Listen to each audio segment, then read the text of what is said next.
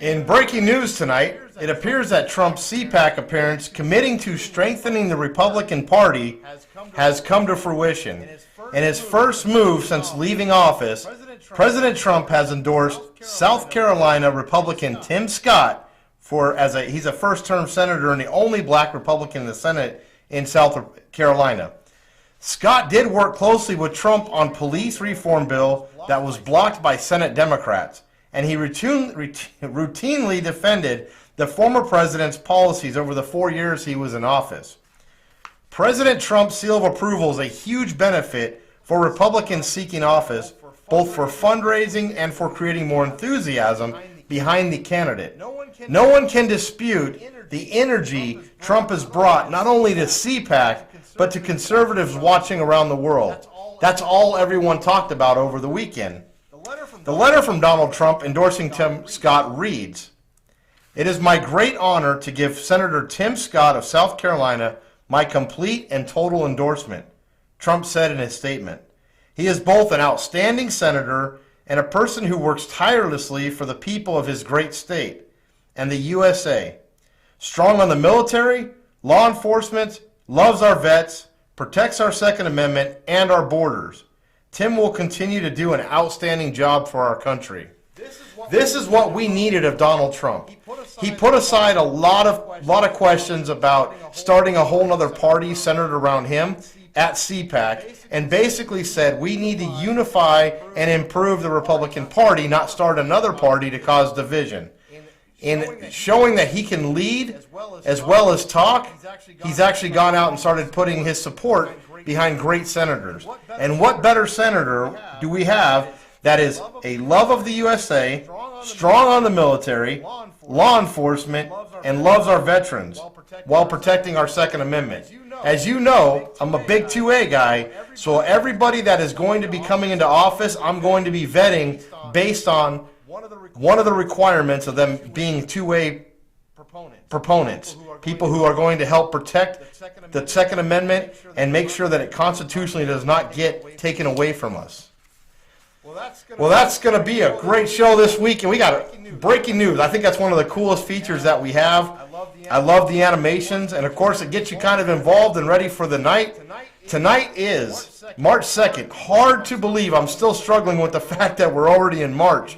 And here we are just ticking away the days as we go into this new Biden administration. But it's a great honor to be here with you all. I want you to know I do appreciate you. We do need you to continue to like, share, subscribe, follow, and do all the commenting that you can do. As I said, we do try to get to all the comments when the show is over. And all the DMs that I get on Facebook or on Twitter, I do respond to them personally. So if you have anything you'd like to say to me, please feel free. I'm a person who can shoulder constructive criticism, and I enjoy doing what I'm doing. I think we're putting together a great show. The content continues to get better. Lauren continues to get more comfortable behind the console, and obviously I'm getting more comfortable in front of the console, which is right here in front of you all. I have to tell you, it's a daunting task watching yourself after the fact. So you have the self-criticism that occurs when you're doing a show like this. You're watching your body language, your movement, how you appear on camera, the way you speak, when you stumble. And since you are your own worst critic, I can assure you that there's no one that's more critical of me than me. But let's get right into this great show this evening. In other breaking news, another phenomenal act has come out of the great state of Texas. Of course, we expected Texas. That's right. Today at a Mexican restaurant in Lubbock, Governor Greg Abbott said that he is ending Texas' statewide mask mandate and will soon allow all businesses to open at full capacity. Abbott has argued that Texas has fought the coronavirus pandemic to the point that people and businesses don't need the state telling them how to operate any longer. Too many Texans have been sidelined from employment opportunities. Too many small business owners have struggled to pay their bills. This must end. It is now time to open Texas 100%.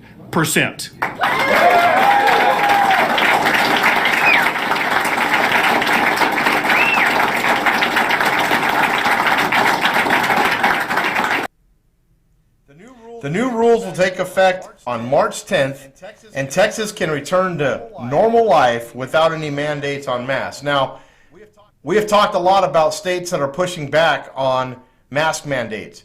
We have talked about North Dakota having a maskless mandate. We're talking about Oklahoma passing legislation to actually see the constitutionality of executive orders that are being passed down by the president. And these are things that are not just going to relate to this president. It's going to relate to some things that are long term. But since the beginning, Texas has been on the forefront of actually going against what the Biden administration has done. If you remember, the Biden administration wanted to have a mass release and no more deportations for people who have crossed the border illegally. Texas not only took them to court, but won and said that it is not legal for them to stop the deportation. So they've continued their deportation efforts in Texas. We love Texas. Unfortunately, I live in Arizona, and that's why I have to wear this shirt. It says, "My governor is an idiot." I am not a happy camper with Doug Ducey, and as much as I really hate talking bad about any Republican governor, we're here to call it out and call the clowns out regardless of where they're coming from, and Doug Ducey is really a clown. But pushback is happening not only against executive orders, but the excessive restrictions that the coronavirus has led us into. If you look at states with the strongest restrictions, those are the ones that have more business failures and more suicide in younger teens than any other state in the union. So we're seeing the opposite effects, the negative effects of all of these mandates, all of these issues that are being pushed upon our young children, keeping them from school, not allowing them to engage in activities. I mean, it is absolutely ridiculous that several states, including New Mexico, have foregone youth athletic sports for the sake of the health of the children. The long-term mental effects of these mandates are not yet to be seen, and we may not see them for another 10 to 15 years. Already seeing higher suicide rates. We're bound to see higher drug use, job loss rates, people on welfare, because it is causing young minds, which are the most moldable, to become susceptible to the negative impacts. So we really appreciate Texas. Obviously, it's a leader upon leaders when it comes to states, and they've continued to show the way in doing the right thing for America. Coming back to people who aren't so bright, Mitt Romney was treated at a hospital in Boston over the last weekend after falling down and losing consciousness on a visit to see his grandchildren. Guess he wasn't playing Mario Kart. Romney's response to reporters was, "What can I say? I had kind of a tough weekend." Then he jokingly said that he went to CPAC and that was the problem. Mitt Romney, however, did not go to CPAC last weekend because he chose to forego it, even though it's the largest conservative grouping in the United States every year. Romney declined to say what he was doing when the fall took place, but I'll take a good guess he might have slipped in the bathtub. And based on the black eye that he was given, I'm sure the bathtub did to Mitt Romney what a lot of Americans wish they could do. All Mitt Romney would say is the nature of his fall is, "Well, I took a fall. That's about as far as I need to go. Knocked me unconscious, but I'm doing better," he said. Maybe Mitt Romney can be the new spokesperson for Life Alert. "I've fallen, and I can't get up." He was just putting together his resume video for Life Alert. As he starts to get in later years, he needs to look at life beyond politics because he's burning bridges left and right within the party. In another really just ridiculous action by the Biden administration, let me ask you this. Do you think that a loving parent would send their kids alone to the border with cartel smugglers, even if that was the idea to come out to get a better life? You're going to have to go with potentially being raped, murdered, and obviously separated from your family. Well, it seems like a pretty simple answer. I know as a father I would never let my kids go anywhere without me being immediately able to protect them, much less with drug smugglers, human smugglers, and knowing the high propensity for child rape, molestation, being sold into child slavery. But it's not. For Homeland Security Secretary Alejandro Mayorkas, he's got an easy answer too, but it's really not in the way you would think. He responded to a question from the press about how the Biden administration is doing things differently than Trump did, and in terms of how they were handling the migrants. Check this out. Actually, the Trump administration expelled children to Mexico.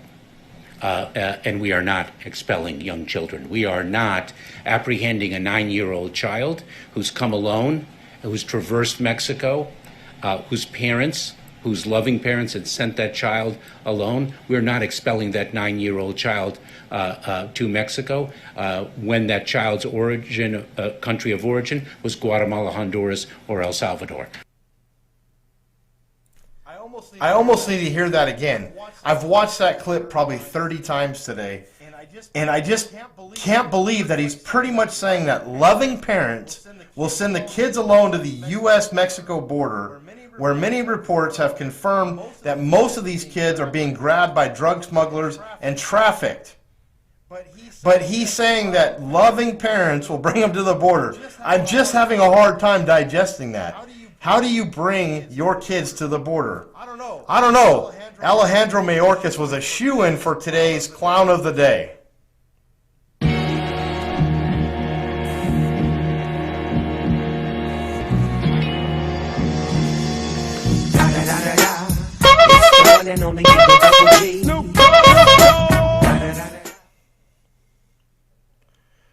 It's hard to believe that we just get through these shows and some of the stuff that we come up with. This is all real news, and I think that's what makes it so crazy, is that when we started Clown World Network, the whole premise of what we were doing was to expose what was going on, not with just our political leaders, but in like kind of the world around us. It's hard to imagine some of the things that politicians say and get away with. It's hard to imagine some of the things that professional athletes say and get away with, or people in the media, or people in Hollywood. But these are the people who think they are dictating the future of our lives. People who are making decisions for us and expecting us to follow blindly with them. Never question, never get in the way of what their policy or their agenda is. Well, I'm here to tell you, the purpose of this show is to really provide you with a place of like-mindedness. Not to be a soundboard just because we want to hear ourselves sound exactly the same all across the internet. It's to be a soundboard. It's to provoke your thoughts and your ideas and to bring you to an awareness state that maybe you haven't felt before. I have to be honest.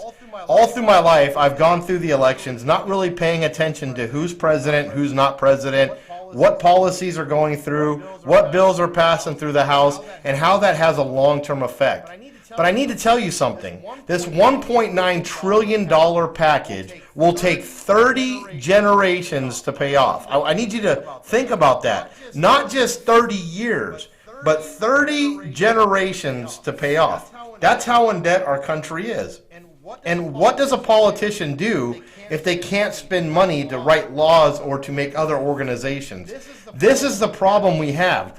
We talk about systemic racism in the media all the time. What we need to be talking about is systemic politicians, because there is no doubt in my mind when they go to Washington, many of them have great ideals. They have good policies that they want to bring, but they become quickly miffed by the fact that they can't get anything done unless they're part of a good old boy network, unless they're taking money, unless they're becoming somebody who is in somebody else's pocket. Because you can't get anything done if you have no people behind you to support you. So they write these laws and they write these packages and they put this pork into bills that makes it where we don't even really understand what's happening in the world around us. We don't understand what's happening in Washington or how our tax dollars are being spent. Now, I can assure you, when I was a kid, my parents used to have a checkbook, and they used to balance the checkbook. If they wrote a check, they knew how much money was going to come out, and they knew how it was going to impact their spending ability. But do you realize that we pay taxes without balancing the checkbook? Do you realize that we give them carte blanche to pretty much do whatever they want, and they're getting away with it over and over and over again? The more I've learned and the more involved I've gotten over the last several years, the more I realize this is a bad way for our country to go, because at some point it's going to bite us in the ass. And I truly believe that we're on the cuspice right now of actually really getting bit in the ass. All of these billions of dollars going to other countries, it is general money laundering right before our very eyes, using the guise of political correctness or political activism and using the Congress and the Senate to make it legal to do it. Now, when you go to the bank and you want to pull out more than $9,999, you have to fill out a form. When you want to deposit more than $9,999, you have to fill out a form. You're accountable for the money that goes in and out of your account. But where's the accountability for the people in Washington? And that's why I'm fed up. And I hope you understand that I come on here every night, not because I think I'm smarter than anybody else, because believe me, I'm not. I went to college, but I didn't graduate. I open a business. I work hard every day, 7 days a week to employ people and pay my taxes.